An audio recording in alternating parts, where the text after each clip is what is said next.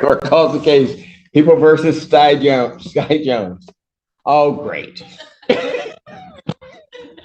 Just can't get a break. Don't worry, Ben. Don't worry. Yeah. No compelling or anything here. Mr. Public Defender Otatella on behalf of Mr. Styron, who stands to my left. Well, let's talk to the judge about that. Right. We've been through this. Seems to be some confusion. What's the confusion? I've stated multiple times on the record that I wish to represent myself.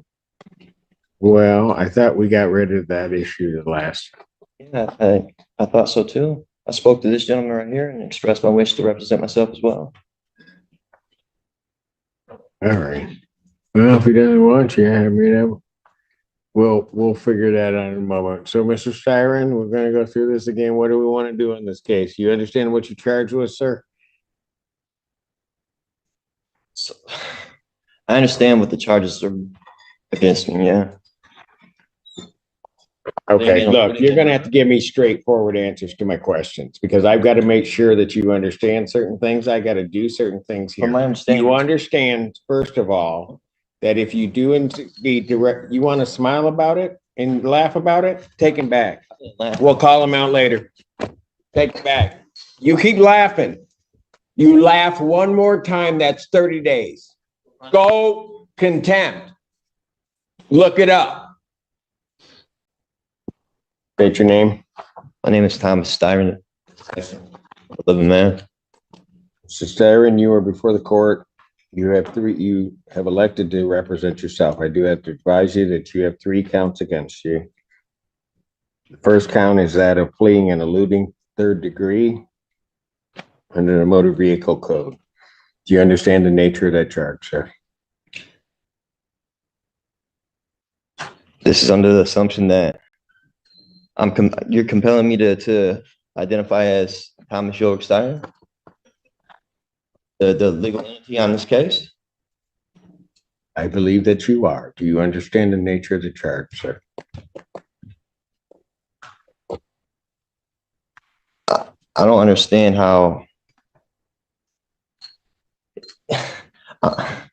the name you have on the case and who I am, it's 2 different people. I have a complaint, Thomas Styron II. Do you understand that that individual is charged with fleeing and eluding 3rd degree?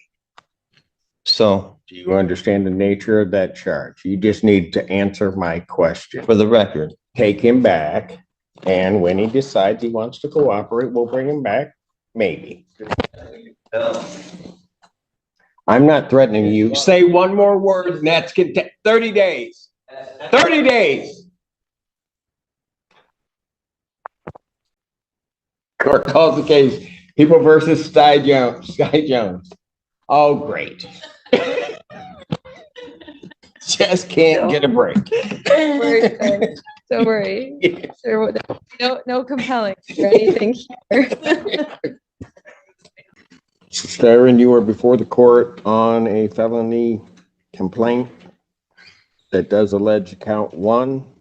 And I'm going to presume, since you do not want to answer the court's questions, that you understand English and understand what I'm saying. You are before the court on 3 charges. Count 1 is the charge of fleeing and eluding 3rd degree. Under the Michigan Motor Vehicle Code, that is a felony punishable by up to 5 years incarceration and $1,000 fine plus court cost, and would require the Secretary of State to suspend your license for up to 1 year upon conviction. Count 2 is assaulting, resisting, and obstructing a police officer. That is a felony or high court misdemeanor punishable by up to 2 years incarceration and or a $2,000 fine plus court cost. Count 3 is a misdemeanor offense of operating with a license suspended, denied, and or revoked. That is a misdemeanor as indicated, punishable by up to 93 days, $500 fine plus court costs. Your vehicle could be subject to immobilization. Since you refused previously to answer my acknowledgement as to whether you understand that, I will assume that you understand what you're charged with. You are also entitled to be represented by counsel at this and all subsequent proceedings. If you could not afford to hire an attorney would be provided at public expense to represent you in this matter. You are entitled, as indicated, to be represented at this proceeding, all subsequent proceedings, including your preliminary examination, and if the matter were to proceed by trial, you would be entitled to counsel. It is, as we have gone through the previous proceedings, the court's understanding that you do not wish to be represented by counsel, and that this matter will then proceed forth with you representing yourself. I have to advise you that in representing yourself, the court will make the presumption that you understand the Michigan court rules, those regarding both procedure and those regarding evidence. The court will not be providing any legal assistance to you during the course of those proceedings and will hold you to the same standards that I would hold an attorney representing or practicing before this court. So, with all of that, and with the court's understanding that you do not want to be represented by counsel, I will set this matter for its next proceeding. You understand I'm the beneficiary, not the trustee, right? That will be the preliminary examination. I will set the preliminary examination. Has discovery been provided to the defendant? Your Honor, he was previously represented by the public defender. I don't know if they turned over the paperwork to him. Does anybody from the public defender's office know whether or not the defendant has been provided discovery? Mr. Odetella. Thank you, sir. Thank you. Your Honor, we have the discovery. I have not been able to share that discovery with Mr. Steyer, and I tried to speak with him and go over it, but I'd be happy to turn that over to him at the first available. All right. If you would either turn that over to the court officer so that they can provide that to Mr. Steyer so that he has the discovery, and if you could do that today, I would appreciate it. Yes, Your Honor. I'm setting the preliminary examination. Thank you, sir. Yes. The people would have their witnesses available June 11th. Set this matter for preliminary examination in person, June 11th, 2024, 9 a.m. That is before me. Defendant, as he was leaving the courtroom the last time, the court did find the defendant in contempt, sentenced him to 30 days. The defendant will serve that sentence. The court will sign the judgment of sentence regarding the contempt. I don't understand how that's possible. Like I said, I'm So first of all, watch your language. You're language. treating me as if I'm the trustee, or I don't want to partake in any trust fraud or anything like that. Is this a cess QV trust matter? Involved in this? Is my social security number attached to this at all? Mr. Styron, or whoever you wish to be addressed as, I'd suggest that you watch yourself because there's going to be more time coming. You keep it up. You will learn how to conduct yourself appropriately in these proceedings in this courtroom and before me.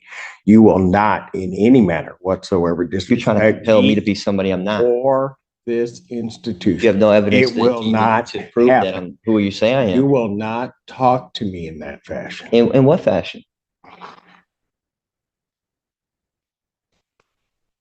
I'm not the one being unethical. Very good. You'll serve the 30 days. We'll see. We'll see him on the 6th. Bond continued. This court session highlights how bond violations, credibility, and courtroom accountability are handled with little tolerance for inconsistency or excuses. The hearing begins with a bond violation involving Mr. Hayes, who registered a .033 reading on his SoberLink device after a dinner where he consumed what he believed to be non-alcoholic wine. Defense counsel argued that this was an honest mistake, explaining that some non-alcoholic wines contain trace amounts of alcohol and that Mr. Hayes had been compliant with testing since November. However, the judge immediately focused on contradictions. In the explanation pointing out the difference between something being non-alcoholic, containing some alcohol, and merely being assumed to be alcohol-free. When Mr. Hayes addressed the court himself, he admitted to drinking multiple glasses and even feeling a slight buzz, which further undermined the claim that the violation was accidental. The judge emphasized that personal assumptions are not a defense and that defendants are responsible for strict compliance with bond conditions especially when alcohol restrictions are clear. Because the explanation did not add up and accountability was lacking, the court revoked the defendant's bond and ordered him remanded into custody, making clear that facts, not shifting narratives, must support honesty. The remainder of the session showed a fast-paced docket where multiple defendants failed to appear either in person or on Zoom, reinforcing the court's zero-tolerance approach to attendance and preparedness. Several bench warrants were issued for defendants who failed to check in, appeared late, or disappeared mid-proceeding, requiring significant cash or surety bonds. The judge repeatedly stressed that technical excuses, Wi-Fi problems, or misunderstandings about court procedures do not excuse non-appearance. Even defense counsel were openly challenged when they could not explain where their clients were.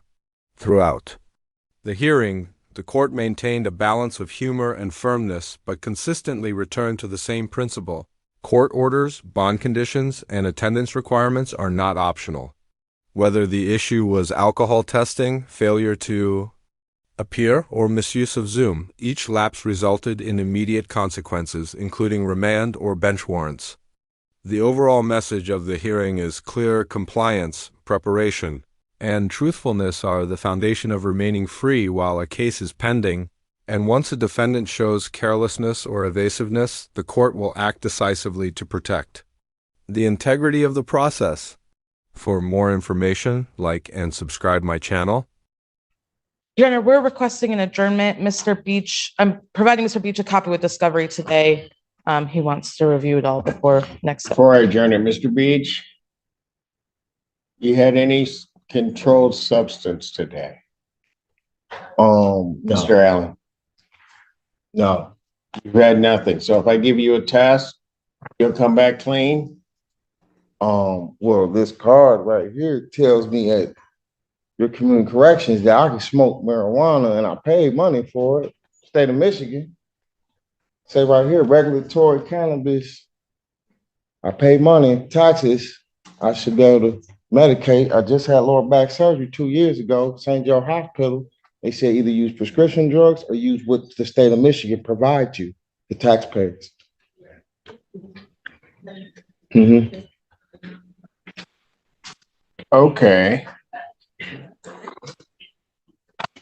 Would that be the only thing that would show up in your system? That's it, Your Honor. I know.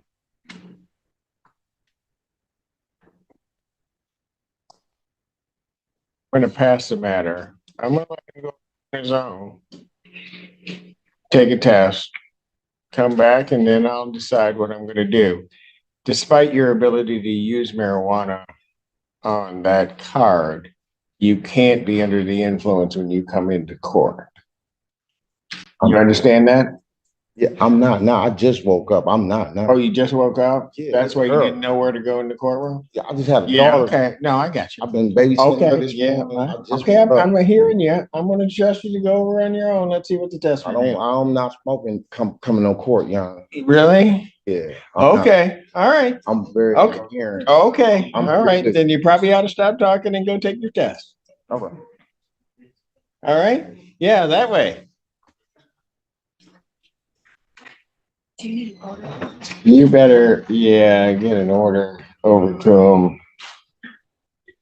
Just a one time. Mr. Feaster, tell Miss Perrin you better point the way because he's going to get lost. It's a one time test. Yeah, just. One time urine.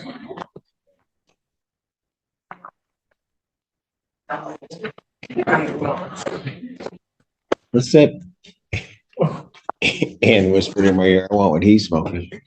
Court, oh, no, you didn't say that. I know. You did not say that. You didn't say that. That just came out of my mouth. I didn't mean that. Court calls the case. People. We're ready in this matter, Your Honor. Lauren Brown, Deputy Chief Public Defender, appearing with and on behalf of Mr. Ronald Fleming. Hold on. Miss Perrin, did you lose him? He went to the test, Your Honor. You sure? I'm sure. Did you look out the glass to see if he's headed that way? Mr. Feaster and I watched him go down that long hallway. He said he'll be- Oh, you just watched him go down that way. You didn't see him come back this way. No, it's okay, Miss Perrin. If he doesn't come back, it's your fault. Go ahead, Mr. Brown. If it helps, let me came straight to the podium. Okay. He was positive only for marijuana, but a lot. So he needs to make sure that he's not. Anyway, you'll explain it to him. I understand, Your Honor, yes. All right, what do we need to do today? We are just asking for an adjournment. We have all the discovery. We're giving it all to Mr. Beach today so he can review before we decide next steps. Probable cause conference, June 20th, 2024, 9 a.m. Bond continue. Thank you. Thank you. You waive the timelines. We will, Your Honor. Thank you. I'll set probable cause conference for July 11, 2024, Thank you, Your Honor. 9 a.m. Defendant's bond. The defendant currently is incarcerated. However,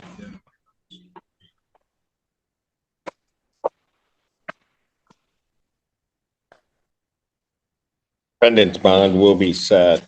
I'll give him a nominal bond just so that he is accumulating time on this. So I'll set it at a $5,000, I'll say a 10% bond. Thank you. I'll order standard conditions, including no assault behavior, possession of weapons, no alcohol, recreational marijuana, or any illegal drug in this matter. All right. Thank you. Thank you, sir.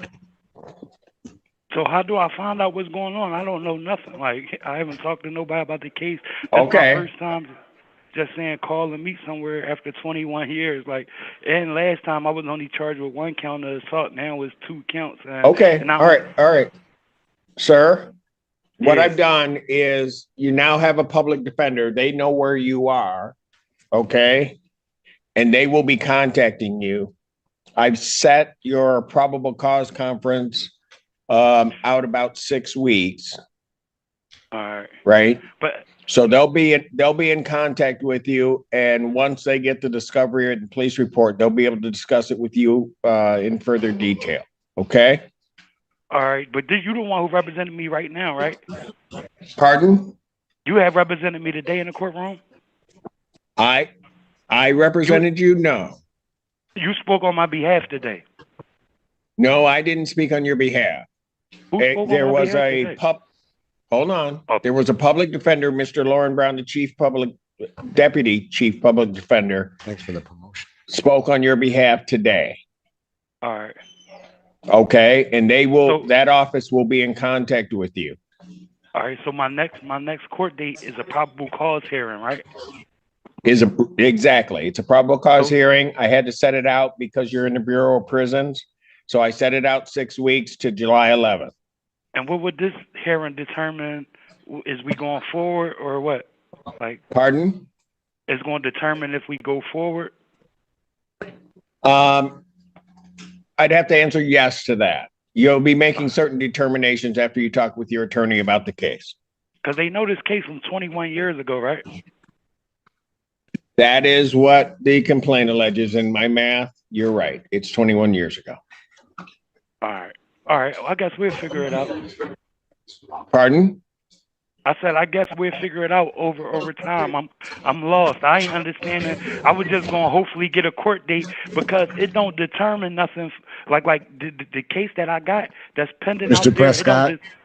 Yeah. Mr. Prescott, we'll be in contact with you. We'll be able to talk All about. right. Say no more. Go ahead. Say no more. Okay.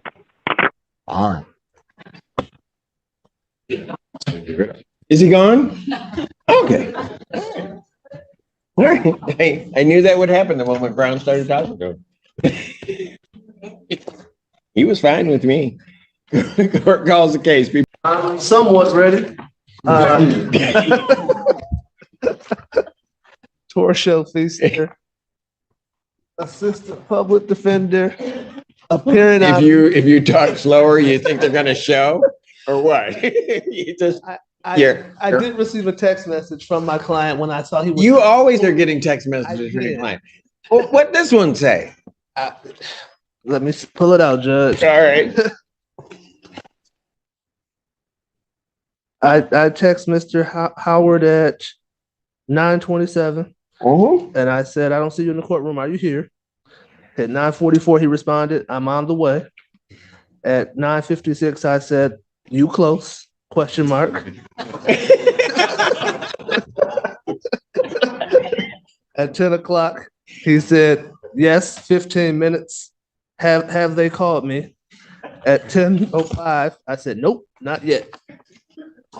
So, At 10, so where was he coming from? I have Ipsy. no clue. Yeah, I have no clue, Judge. I tried to get him here, Judge. I don't know why he's not present. I'd ask you to pass it, but I don't know. Tried. Let me ask you this. Yes, sir. If I pass it and he doesn't show, can I issue a bench warrant and then get my choice of any PD I want to lock up? That's typical. I just want to see how much you like that. If you would excluded me from that list, I might go for that. Oh, that is so Feaster. It's all about me. Mr. Feaster, I'll pass the matter. Let's see if he shows up. Thank you, and then I'll decide who's going to go. Thank you, Judge. You're welcome. So your client here yet? No, Judge. Okay, all right, hold on. No, I'm just, we'll keep checking. I'll give you time. Good. But there is client is back. I'm waiting for the test results, I believe.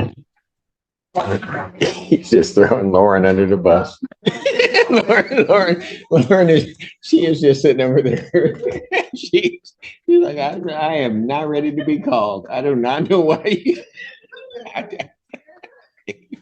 No, that's fine.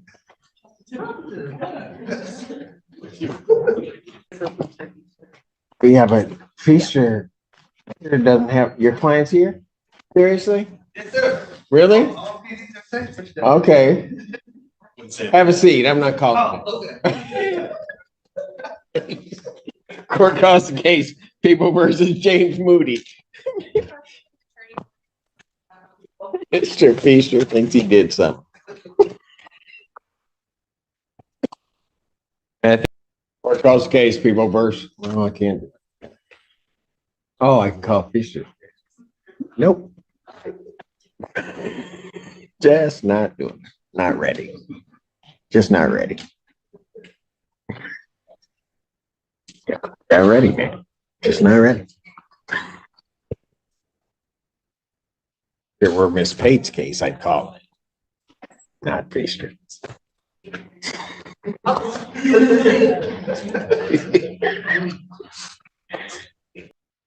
Case, People versus Bilal Howard. Ready, Judge.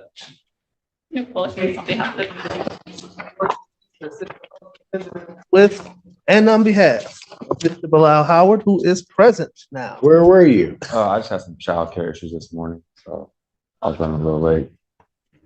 Oh, He hasn't had that. that's problem not what before. Feaster said. I got He was making every excuse in the book for you. I actually like Mr. Howard. I think he's a Do you? good young man. I do, Judge. And so I'm optimistic. I did till this morning I apologize. when he didn't show up. Well, I don't think he has a history of not showing up. He normally makes it. This is an No, I exception. know. That's why I was giving a break. Yeah. He was communicating with He you. was. And he told me it won't happen again. So he apologized. Now, I don't believe him. Go ahead. so he is working with our AIM team right now on a mitigation letter to try to get the situation resolved. I have been in contact with the people on this situation. It is not yet resolved and completed and resolved. If we can maybe go out 3 or 4 weeks, hopefully by then it'll be done. Well, I just want to make sure we come back as In meetings. 4 weeks, Howard will forget.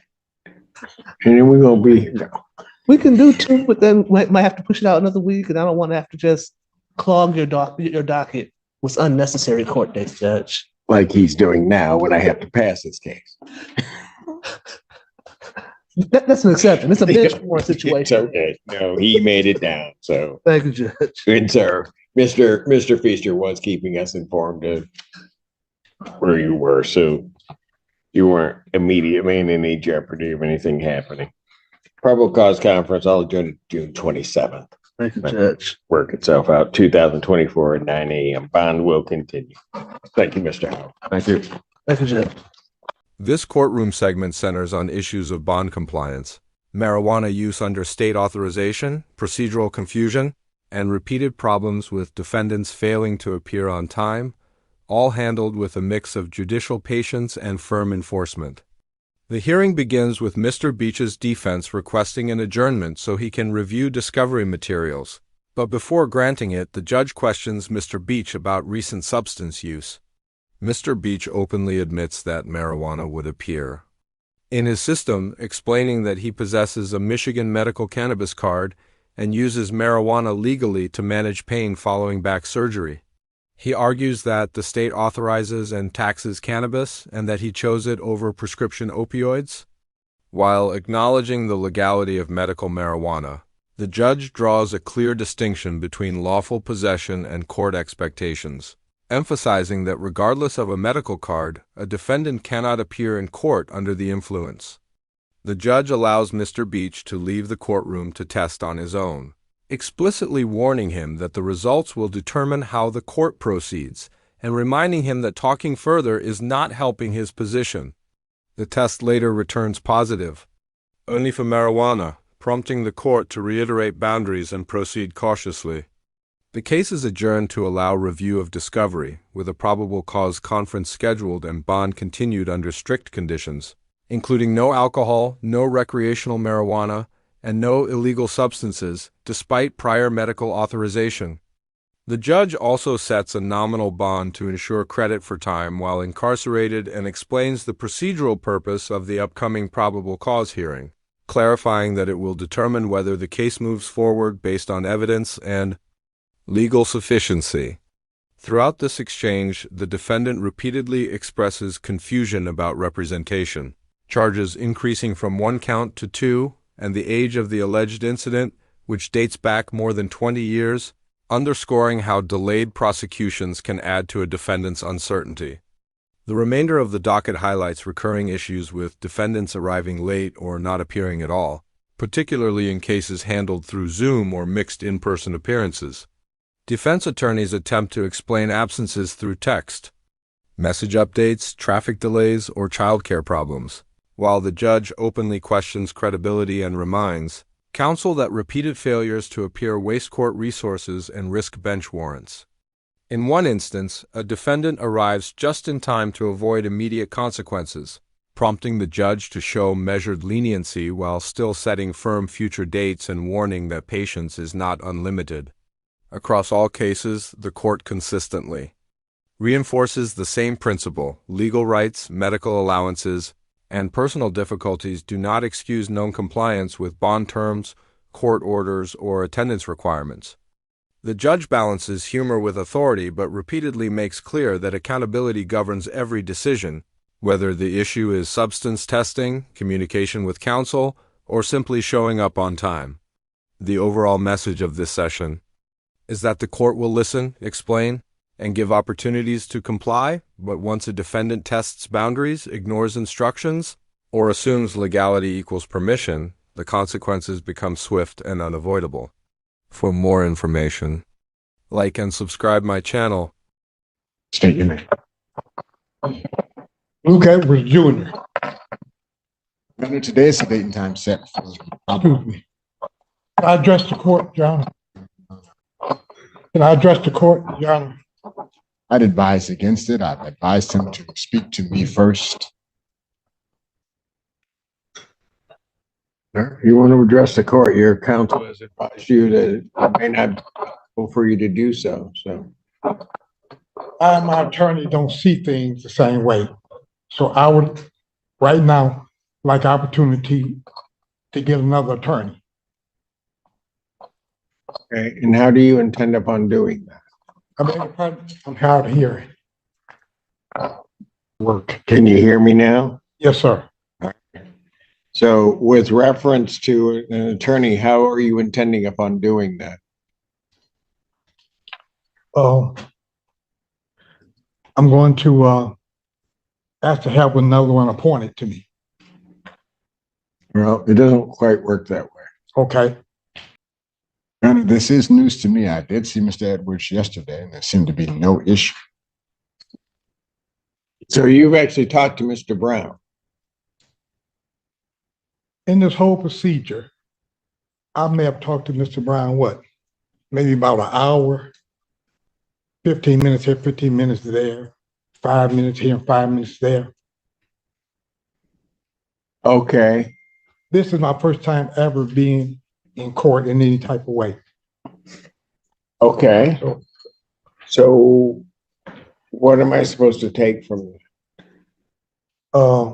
That I'm not satisfied with my attorney. And I think I should have. So what are you not satisfied with? Our communication, my understanding of anything. Have you been listening to him?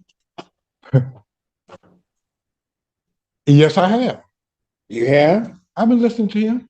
And you're telling me Mr. Brown hasn't properly communicated to you or with you? Because if you're going to say that, I don't believe it for a minute. He's one of the finest attorneys Washtenaw County has. So you can go ahead and say what you want, but I'm letting you know the perspective I'm coming from. No disrespect to Mr. Brown. Well, you're about to then. Go ahead. Yeah, that's exactly what I'm saying. Really? That I don't understand. Okay, you not understanding doesn't mean that the attorney isn't doing their job. I don't see a basis upon which to take Mr. Brown off this case. Now, if you want to hire your own attorney, you can go ahead and hire your own attorney. Okay, that'll be the next procedure that I'll try to do then. So you're going to try to hire your attorney. How much time you need to do that? I'm not sure, sir. I don't know. Well, I got to set a date. How much time do you need? You don't like the best that Washtenaw County may have to offer, and now you want to hire somebody else. How much time do you need? Well, first of all, I got to try to come up with some money. Oh, okay. Then second of all, I have to have someone to help me find an attorney. Mm-hmm. Is it a such thing as a promo attorney? A what? I may not be pronouncing that correctly, but I'm a lot of dental work there. Pro bono. Pro bono attorney, yes. A pro bono attorney. Yes. Meaning one that is a good attorney that you're not paying for? Yeah. That's what you want? Basically, that's what I'm saying. Yeah. Okay, so you realize standing next to you is one of the best that you're not paying for right now. Yeah, I know. I'm shocked. I wouldn't challenge that. You would? I wouldn't challenge. I said, I'm not saying he's not. I'm just saying. Oh, so now you're not saying he's not. I've said what I've said. Mm-hmm. And so to the extent that is even a proper motion to permit withdrawal of the public defender's office and Mr. Brown, that motion's denied. I don't see a basis upon which to do it. So, Your Honor, what I'm going to ask to do is to adjourn this for 1 week. So that, 1 week? Yeah, so that my client and I can have a chance to talk and find out the nature of his discontent. Probable cause conference will be adjourned. 1 week has what, the 6th? June 6th, 2024. 9 a.m. as your invite indicates. Bond will continue. All right, Mr. Edwards, I'm going to make a suggestion to you before you take those off. I'm going to make a suggestion to you. Yes, sir. Rather than doing a whole lot of thinking yourself, when Mr. Brown comes and talks to you, maybe you ought to listen to him. And then if you have questions and you may not understand something he's saying, you should probably just ask it. And then you'd have probably a better understanding of what's going on, and we don't have to go through this again. Thank you. Have a great day. Okay. What are we doing? Thank you, Your Honor. This is day and time set for PCC. We respectfully request that to set this for exam. I have a community corrections bond violation. Yes, Your Honor. I have discussed that matter with my client, and we are also ready to address that as well with the court. Why don't you address that before I set it for anything? Pardon me, Your Honor? Why don't you address that before I set it for anything? Absolutely, Your Honor. So I did speak about this with Mr. Obich. He represented to me that he did not report to community corrections since his release from the jail. Upon his release from the jail, he did not receive any bond violation or bond paperwork or anything like that, and was not aware that he had to report. Upon finding out that he did have to report last Thursday, May 23rd, he states that he called community corrections and spoke to someone. From what date is he saying he didn't know he had to report? When he was released from the jail, I believe on the 11th, Your Honor, is that correct? I believe it was a Saturday. No.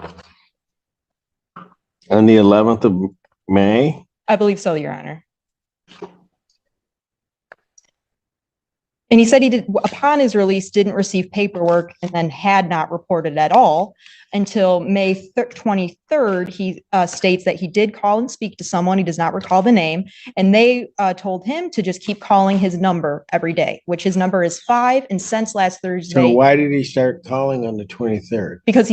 Because I called him and told him that a warrant may be on its way and to get in contact with community corrections immediately, which he did. He represented to me that he did call community corrections. They advised him to continue calling every day with his number. He represents to me that he has been doing so every day that they have been open since last Thursday. He states to me that his number is 5 and that number 5 has not been called since last Thursday. He did also state that he is 1,000% ready, willing, and able to test. He is willing to do so right now. He just did not realize that upon his release from the jail that he had to go do so. So he actually is. So he was testing before. Yes. And then he put in jail. Yes, Your Honor. Comes out of jail. So explain to me the rationale of why testing wouldn't have continued. Because he has another pending case, Your Honor, in circuit court with other counsel, and to my understanding, bond conditions have changed in that case. Had what? Had changed in that case. And Mr. Obich represents to me that he thought they had changed in this case as well, and that he was no longer required to test, but he is ready to test today. So in his circuit court case, he's not required to test anymore? That's what he states to me, is that. Can I speak? So I'm confused because I have these different court dates, but they're trying to put it under a global resolution. So I don't understand where and when or what I'm supposed to follow on, because sometimes I go to this court and it's like everything's under a global resolution. So I'm really confused on where I even begin to what I'm supposed to do. Why was he remanded on the circuit court case? I don't know, Your Honor. He has private counsel. His positive cocaine test. Yeah. And he is required to test in his circuit court. Those conditions have not changed. He has the exact same bond violation report in that file that he has in this case. I was unaware that, Your Honor. He does have private counsel in that matter. I was just told that his bond conditions had been changed by Judge Slay at some time. The only thing that changed was his bond. He was remanded. But the second he posted that, his conditions immediately back into place. Yes, and I think that. Oh, sorry, Your Honor. Sorry. Oh no. And he does have the same failure to test in his correction. So as it sits right now, he's in violation not only of this case but also circuit court case. I don't know for sure. I would presume that may be coming. It's there. I'm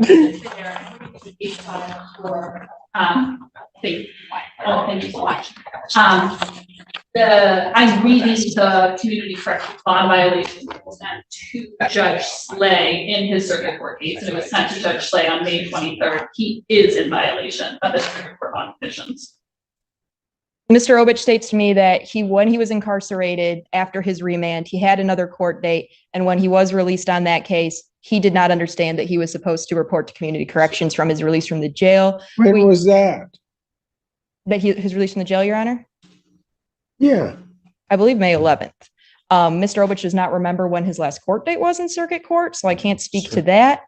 Our request at this time, if Your Honor would allow, is to allow him to go test right now. He represents to me that he would test clean, and we would ask the court to re-refer him to community corrections. And frankly, Mr. Obich did say he would be willing to go there every day to test if need be.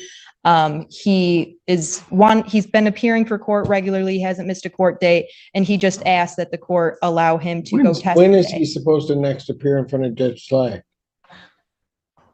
28th. June 28th.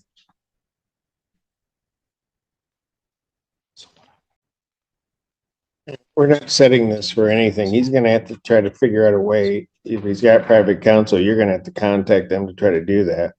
I'll adjourn his probable cause conference to June 6, 2024 at 9 a.m. But at this time, the defendant's bond is revoked. Defendant's remanded.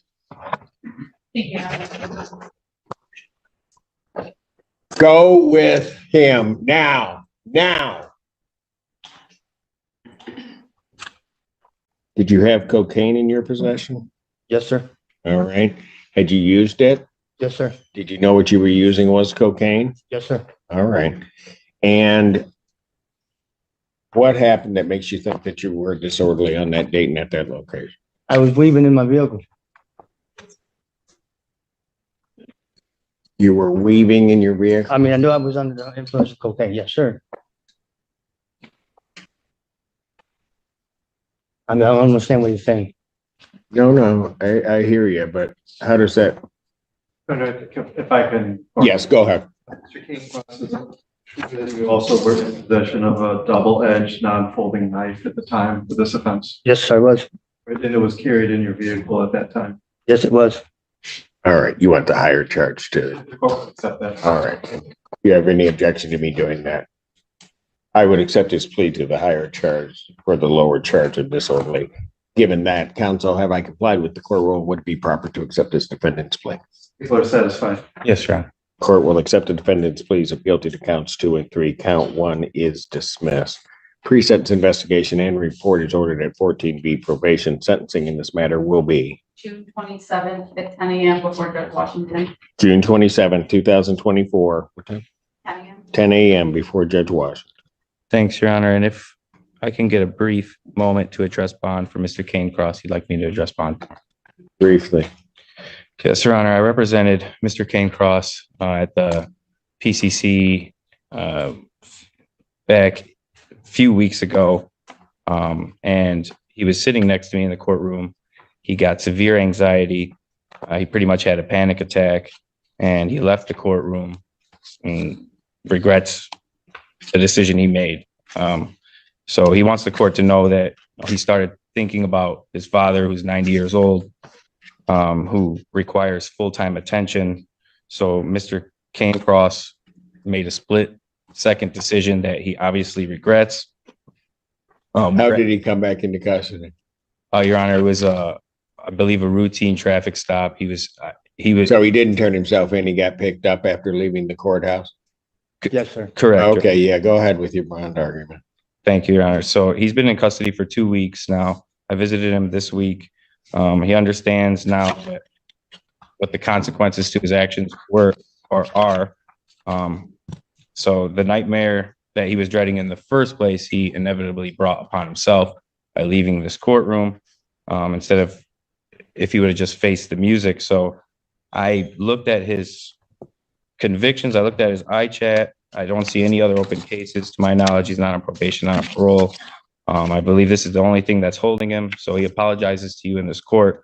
He promises this won't happen again, and just hoping for a chance to be out of custody. I don't need a response. Motion for bond reduction is denied. Bond will continue. Thanks. Thank you. Oh, boy. Oh, no. Here we go. Let's see what she has to say. Go ahead. On behalf of people. Good morning, Your Honor. Maisie Berger requesting permission to practice pursuant to Michigan Court Rule 8.120 under the supervision of Attorney Jay Bellinger, representing John Tavis Hayes, who is present. Please state your name. Permission to practice is granted. Your name, sir? John Davis Hayes. Thank you. Okay. What are we doing? All right. Your Honor, after speaking with my client, we will be submitting orders for a competency and criminal responsibility hearing. We'll have the orders in by end of day.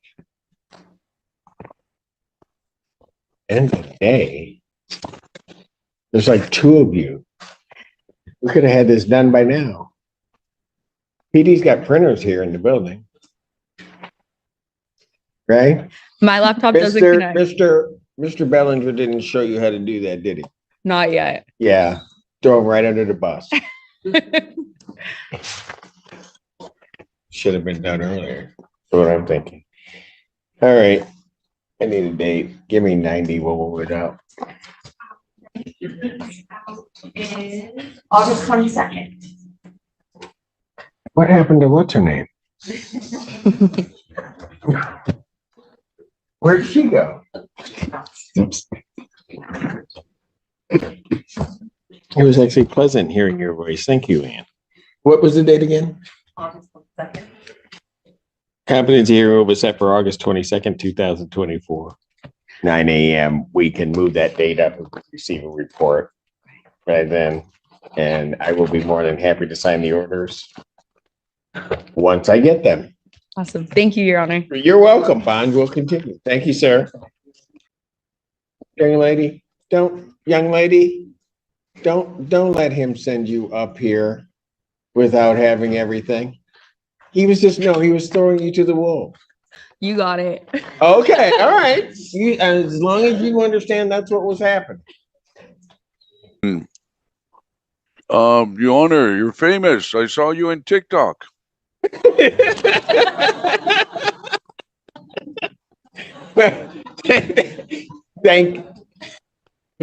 Thank you, Roy. Welcome. This courtroom session covers multiple defendants and highlights recurring themes of attorney-client conflict, bond violations, substance use, procedural confusion, and the court's firm stance on accountability. The hearing begins with a defendant expressing dissatisfaction with his court-appointed attorney, claiming poor communication and lack of understanding of the legal process, despite this being his first time in court. The judge firmly rejects the request to replace the public defender, explaining that dissatisfaction or confusion does not justify removal, especially when the attorney is experienced and competent. The court makes it clear that defendants do not get to shop for another free lawyer, and that a pro bono attorney is effectively what the public defender already is, while allowing a short adjournment to give the defendant and counsel time to communicate better. The judge strongly advises the defendant to listen more carefully to his attorney and ask questions rather than assume incompetence. The hearing then shifts to a serious community corrections bond violation, where the defendant admits he failed to report for testing after being released from jail. The defense argues this was due to confusion caused by multiple overlapping cases, different judges, private counsel in circuit court, and an assumption that bond conditions had changed.